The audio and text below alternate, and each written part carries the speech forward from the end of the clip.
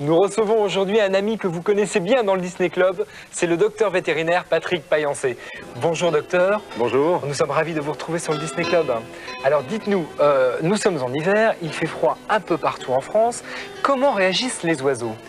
Les oiseaux de France sont des petits oiseaux qui vivent dans les forêts, ils réagissent mal au froid, ils ont peu de défense et l'hiver est pour eux une saison très difficile. Manque de nourriture dans les arbres, manque de nourriture dans les prés et surtout pas d'abri parce que les arbres dénudés ne leur offrent plus d'abri contre le froid. Est-ce qu'il y a une différence entre ceux qui vivent en pleine ville et ceux qui vivent en pleine campagne ? Bon, les oiseaux des villes sont très habitués à nos villes justement. Les villes sont un peu plus chaudes que la campagne et il y a beaucoup plus d'abris, je dirais artificiels pour les oiseaux des villes que ce que trouve la campagne. Donc la vie est beaucoup plus dure pour les oiseaux de campagne. Ceux des villes arrivent toujours à récupérer un petit endroit en dessous d'une corniche, un endroit où il y a encore un peu de nourriture et aussi les gens des villes leur donnent beaucoup plus de nourriture et les aident. D'accord. Alors nous et les amis qui nous regardent, qu'est-ce qu'on peut faire pour les aider ? Alors, je crois qu'il faut surtout s'occuper des oiseaux de campagne. Là, ils n'ont presque plus rien à manger. Donc, il faut que chacun, autour de sa maison, organise un refuge, un abri qu'on peut clouer sur le tronc d'un arbre, une petite maison pour oiseaux. On en trouve, on peut en construire aussi, c'est amusant pour les enfants.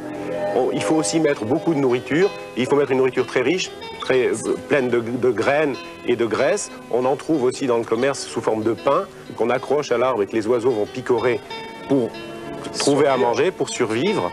Et puis, peut-être aussi, si on a une maison dans laquelle on peut laisser un petit endroit entrouvert dans un grenier, savoir que l'oiseau de la campagne va quand même aller oser trouver refuge dans ce grenier et donc passer l'hiver et pouvoir attendre le printemps à l'abri, au chaud, dans le grenier d'une maison. D'accord. Écoutez, c'est très gentil à vous. Nous vous retrouverons certainement très prochainement. Merci beaucoup. Merci.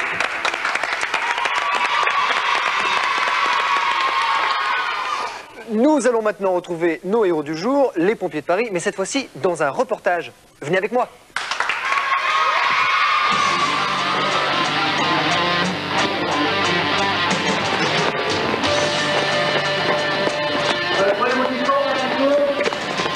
Alors nous sommes donc à la caserne des pompiers de Paris. Je suis avec monsieur Gerbois qui est adjudant de chef ici, c'est ça? C'est ça, oui. Alors, comment se décompose une journée de pompiers? Dans la journée de pompiers, au niveau du centre de secours de Boulogne, le réveil le matin se fait à 6h30. Entre 8h15 et 10h, on pratique le sport de tout, au niveau des barres parallèles, le sol, la course à pied, la natation.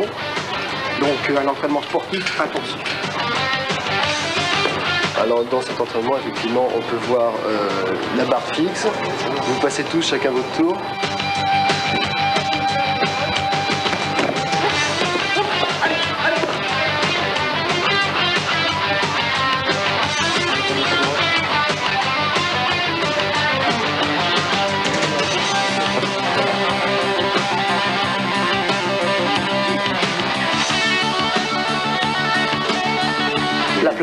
La fameuse planche que l'on monte en tenue gymnastique, également tenue de feu lors de la prise de garde de 10h. D'accord. Et lors de la prise de garde de 14h. Alors ça paraît assez facile, mais j'imagine qu'il faut quand même pas mal d'entraînement pour y arriver. Absolument. Allons-y, le chien pour les secours. Attaque, on fait un CV. Vous avez une très belle tenue. C'est vrai, oui, la nouvelle tenue avec un casque nouveau modèle. On a un pare-feu qui se baisse devant, on a une patte de lunettes, on a quand même le casque qui englobe la nuque beaucoup mieux que l'ancien casque. Et on est quand même beaucoup plus en sécurité avec le nouveau casque que l'ancien casque qu'on avait au niveau de la tradition. D'accord, vous avez aussi des espèces de masques. Des masques pour respirer dans les atmosphères viciées, enfumées.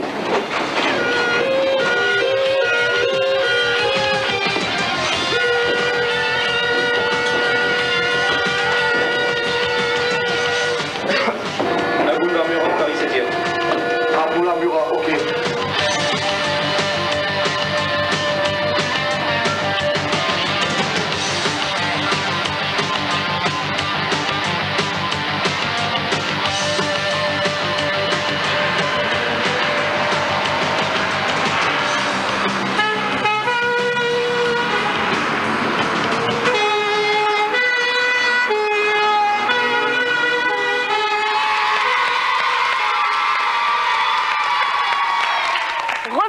Concours, nous sommes toujours à la recherche d'un petit personnage, ami d'une marionnette qui avait le nez qui grandissait quand il mentait. Oh, je vous aide un petit peu.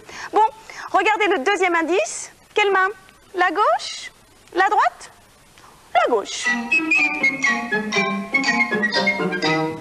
Place maintenant à Lisa et Tom Burke, les héros d'une vraie petite famille.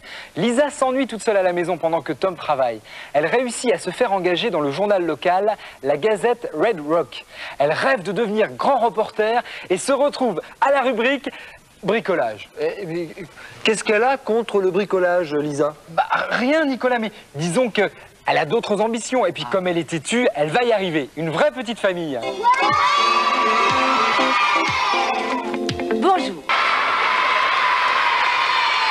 Vous avez tous été au moins une fois à la fête foraine? Oui!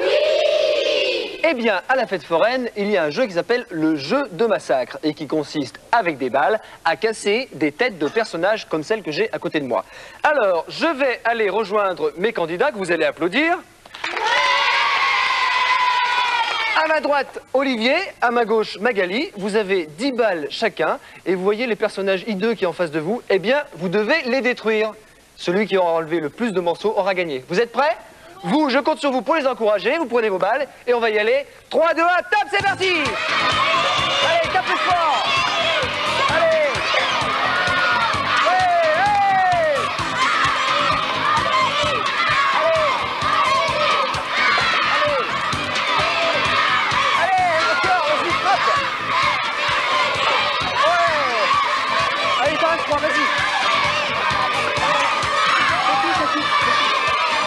Allez, encore une. Stop! Stop! Stop! Ils ont été vraiment formidables, mais là, je crois que c'est net. C'est Olivier qui l'emporte. Voici donc, mon cher Olivier, ce que tu as gagné. Un très joli disque et une très jolie BD. Tiens, on peut l'applaudir. Et quant à toi, Magali, bien sûr, les consolations. Pluto, le gentil Pluto, tombe amoureux d'une jolie teckel qui est sur le point d'être emmenée à la fourrière. Évidemment, Pluto s'y oppose, mais va-t-il sauver la petite chienne? Voici Casanova Canin.